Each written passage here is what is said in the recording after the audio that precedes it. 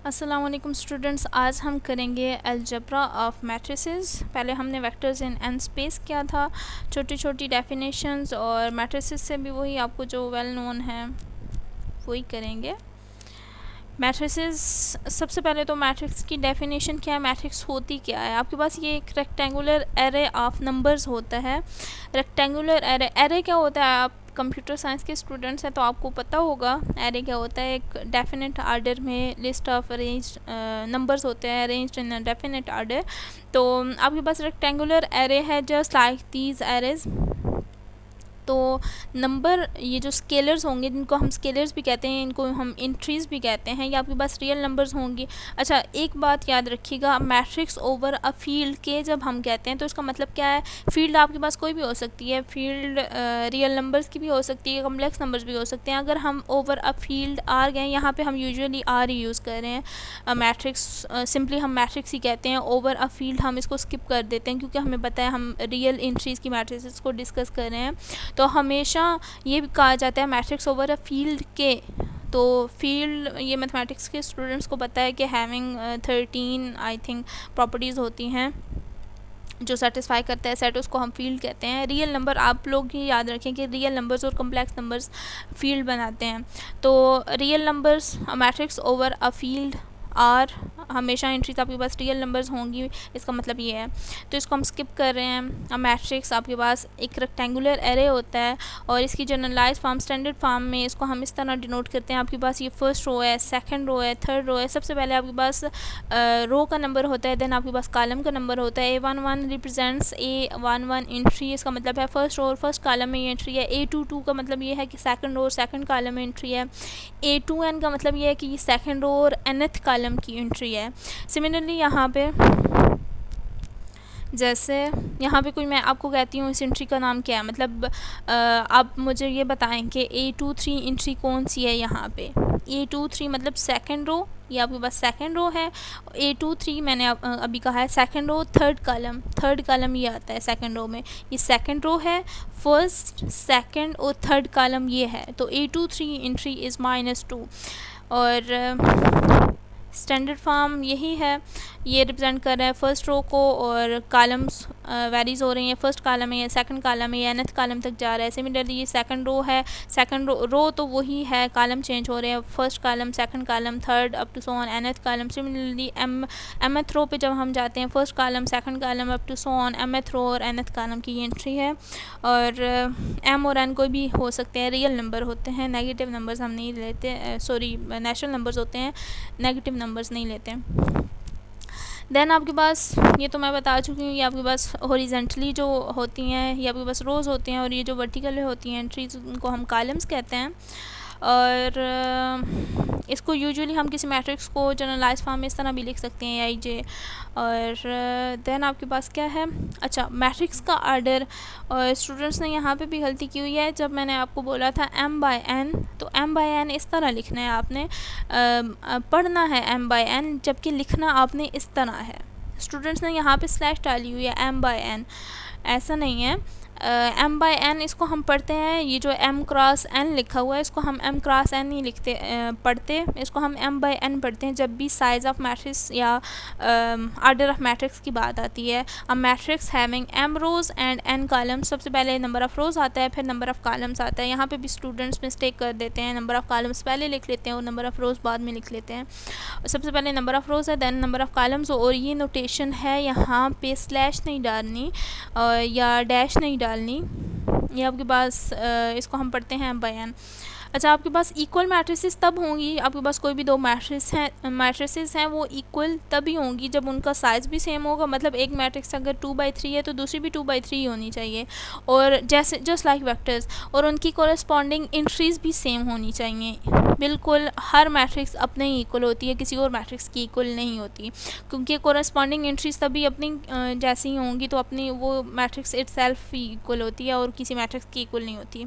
Size भी same होना चाहिए, एक एक मैट्रिक्स अगर 4/4 है तो दूसरी भी 4/4 होनी चाहिए, 3/2 है तो दूसरी भी 3/2 होनी चाहिए, और फर्स्ट एंट्री के इक्वल होनी चाहिए, सेकंड एक भी एंट्री मिसप्लेस हुई तो वो इक्वल नहीं होगी, या नेगेटिव भी। फॉर एग्जांपल फर्स्ट एंट्री पे 1 है और दूसरी मैट्रिक्स की फर्स्ट एंट्री पे -1 है, तो नेगेटिव का भी फ़र्क होता है, 1 इज़ नॉट इक्वल टू -1, तो सेम नंबर होना चाहिए सेम पोजीशन पे, तभी इक्वल होंगी।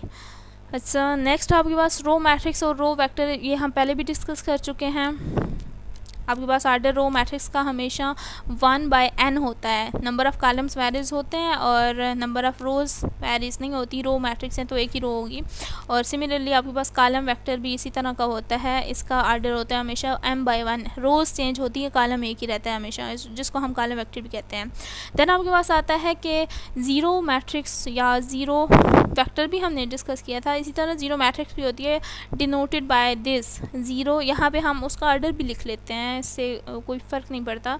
ज़ीरो नीचे यहाँ पे छोटा सा, अगर 2/3 ज़ीरो मैट्रिक्स है तो यहाँ पे 2/3 लिख लें, या स्क्वायर मैट्रिक्स ऑफ आर्डर 2 है तो यहाँ पे 2 लिख लें, हमें पता चल जाएगा 0 2। ये मैंने आपको क्लास में डिटेल में काम करवाया था, यहाँ पे नहीं है तो इसका ये मतलब नहीं है कि आपको ना आता हो।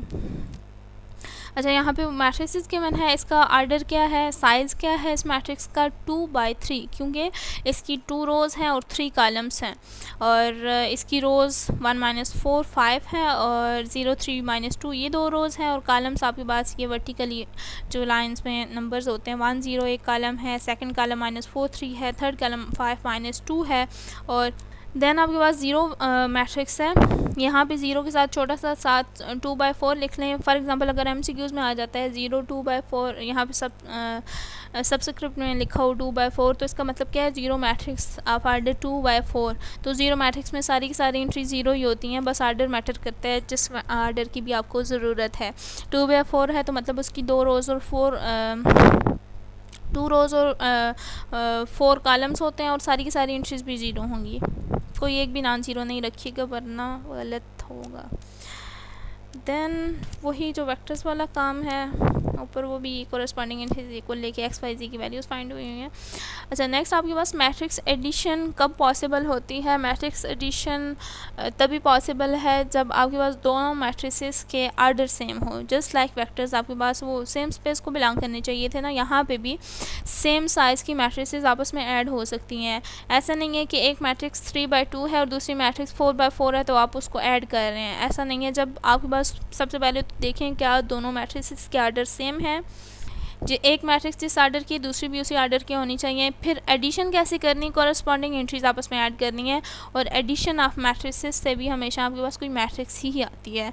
सिमिलरली स्केलर मल्टीप्लिकेशन, इसमें कोई रिस्ट्रिक्शन नहीं है, आप कोई भी रियल नंबर मैट्रिक्स की सारी एंट्रीज के साथ मल्टीप्लाई करते हैं, ऐसे होती है स्केलर मल्टीप्लिकेशन। जैसे कि यहाँ पे दो मैट्रिसेस हैं और मैट्रिसेस के आर्डर सबसे पहले देखें, यहाँ पे भी ये भी मैट्रिक्स ए भी 2/3 है और मैट्रिक्स बी भी 2/3 है। इन दोनों को हम ऐड कर सकते हैं। It is conformable for addition of matrices. तो एडिशन कैसे करनी है, फर्स्ट एंट्री यहाँ पे जो A11 है वो 1 है, यहाँ पे B11 मतलब फर्स्ट रो की फर्स्ट एंट्री 4 है, इनको आपस में ऐड कर लें। सिमिलरली सेकंड कॉलम की जो एंट्री है, फर्स्ट रो में सेकंड कॉलम की जो एंट्री है, इसमें जो फर्स्ट रो की सेकंड कॉलम की एंट्री है, सेम पोजीशन पे जो एंट्रीज हैं उनको आपस में ऐड करेंगे। ऐड सब्ट्रैक्ट करके वही काम है, इनको सिंप्लीफाई करें आपके पास। अच्छा, मैट्रिक्स एडिशन से आपके जो रिज़ल्टिंग मैट्रिक्स आती है उसका आर्डर चेंज नहीं होता, मल्टीप्लिकेशन में चेंज होता है। वो भी कैसे होता है, वो भी एक बाकायदा है कि उसके अलावा नहीं आता।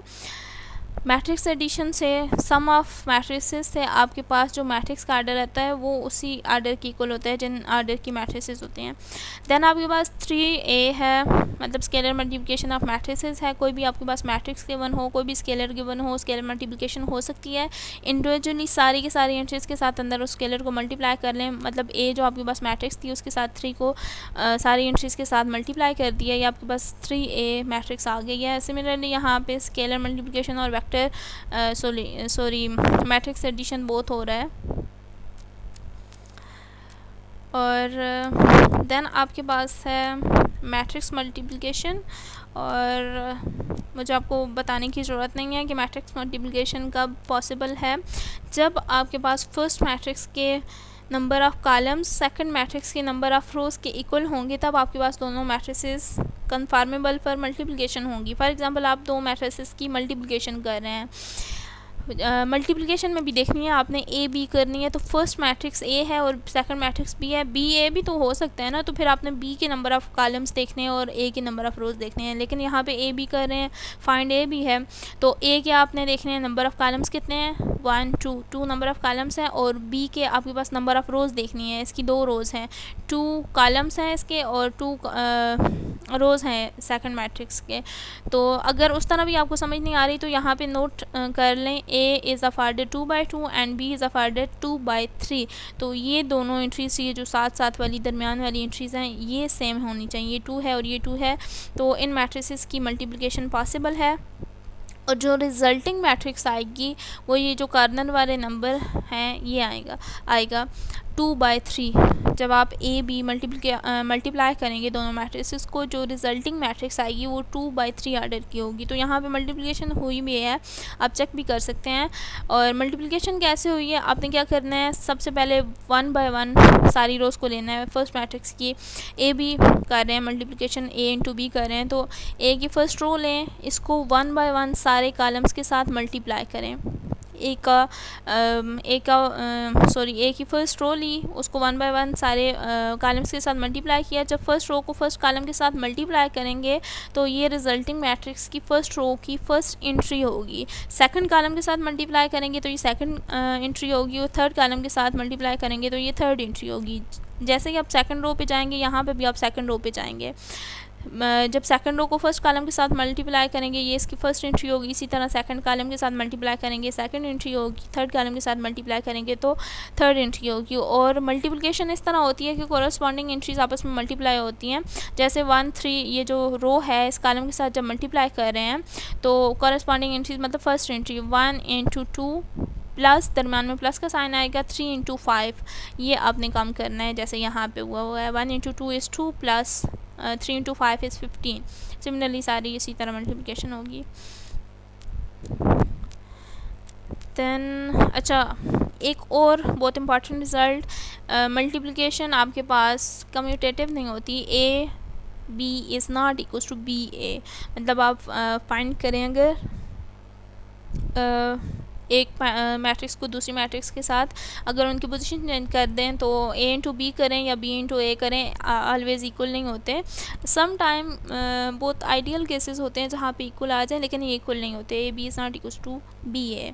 चलो नेक्स्ट टॉपिक और कुछ डेफिनेशंस मैट्रिसेस के साथ ही नेक्स्ट लेक्चर करेंगे और इनकी प्रैक्टिस करिएगा खुद से कोई भी मैट्रिसेस लेके। टिल देन अल्लाह हाफिज़।